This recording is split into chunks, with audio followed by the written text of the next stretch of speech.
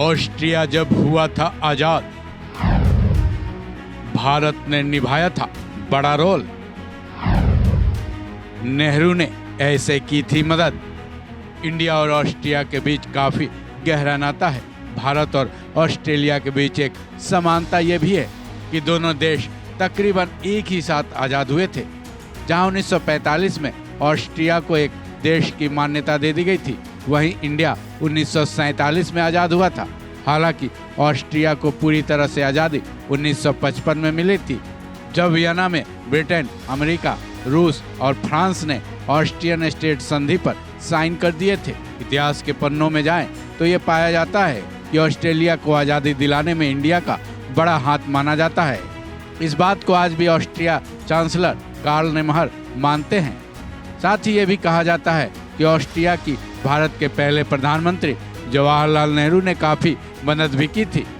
हालांकि India Austria के संबंधों के इतिहास को इस एक वीडियो में बता पाना संभव नहीं है, इसलिए ऑस्ट्रिया की आज़ादी में उसमें इंडिया का योगदान और नेहरू की मदद की ही बात इस वीडियो में करेंगे।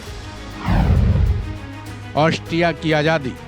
सेकेंड वर्ल्ड वॉर के बाद 4 मित्र राष्ट्रों संयुक्त राज्य अमेरिका, ग्रेट ब्रिटेन, फ्रांस और सोवियत संघ ने ऑस्ट्रिया पर कब्जा कर लिया था, जिसकी वजह यह थी ऑस्ट्रिया नाजी जर्मन यानी हिटलर के देश का हिस्सा बन चुका था। हिटलर ने 1938 में जर्मनी में ऑस्ट्रिया का विलय कर लिया था।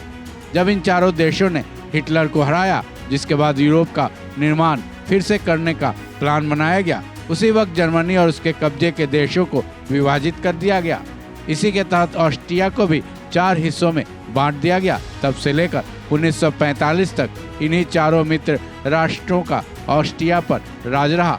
लेकिन 1945 में ही चारों मित्र राष्ट्रों के कंट्रोल काउंसिल ने ऑस्ट्रिया को अलग देश की मान्यता दे दी। ये उनकी आज़ादी की पहली सीढ़ी थी। हालांकि ये देश पूरी तरह से 1955 में आज़ाद हुआ। उस वक्त जब ब्रिटेन, अमेरिका, रूस और फ्रांस के साथ हुई ऑस्ट्रियन स्टेट संधि पर साइन किए गए और ऑस्ट्रिया ने वास्तव में उसी वक्त खुले हवा में सांस ली थी।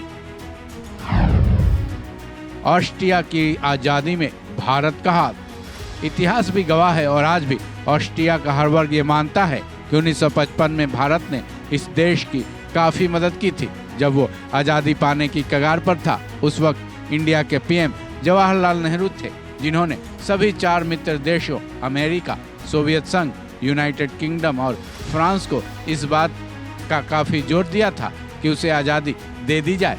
नेहरू ने न केवल यूएन बल्कि अंतर्राष्ट्रीय मंचों पर ऑस्ट्रिया का पुरजोर समर्थन किया था, बल्कि इस बात पर भी जोर दिया था कि उसे आज़ाद देश के रूप में मान्यता दे दी जाए। तत्कालीन पीएम नेहरू की मेहनत रंग लाई, जिसका नतीजा ये हुआ ऑस्ट्रियाई राज्य संधि पर चारों देशों ने साइन कर दिए। इसके बाद से पूर्ण रूप से ऑस्ट्रिया आज़ादी की खुली हवा में सांस लेने लगा। कहा जाता है इंडिया के इस कार्य से ऑस्ट्रिया इतना प्रभावित हुआ कि आज़ादी के बाद उसने इंडिया की ही तरह शांति और तटस्थता की नीति अपनाई और आज भी वो इसी राह पर चल रहा है।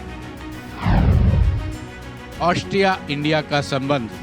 कहते हैं आज़ादी से पहले से ही ऑस्ट्रिया इंडिया के लिए फेवरेट स्थान रहा है। ऑस्ट्रिया ऐसा देश है जहां यूरोप में सबसे पहले भारतीय केंद्र बना। इतिहास की माने ऑस्ट्रिया का इंडिया से बेहद खास रिश्ता है। दशकों पहले जब केवल इंडिया में ही संस्कृत की पढ़ाई कराई जाती थी, उस वक्त पूरी दुनिया में भारत के बाद केवल ऑस्ट्रिया ही एक ऐसा देश था जहां संस्कृत की पढ़ाई शुरू की गई। क्या जवाहरलाल नेहरू और क्या सुभाष चंद्र बोस। आज़ादी से पहले से ही देश के कई दिग्गजों के ऑस्ट्रिया से खास रिश्ते थे। जब भारत गुलामी की जंजीरों में जकड़ा था, उस वक्त जब अंग्रेज आज़ादी से जुड़े किसी भी बड़े आंदोलनकारी को निर्वासित कर देते थे, उस वक्त ऑस्ट्रिया ही उनका पनाहगाह होता था, क्योंकि साल 2 साल का निर्वासन वो ऑस्ट्रिया में ही काटते थे।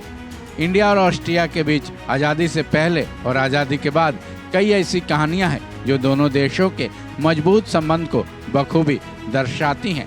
इस खबर में बस इतना ही। बाकी अपडेट्स के लिए जुड़े रहें वन इंडिया के साथ।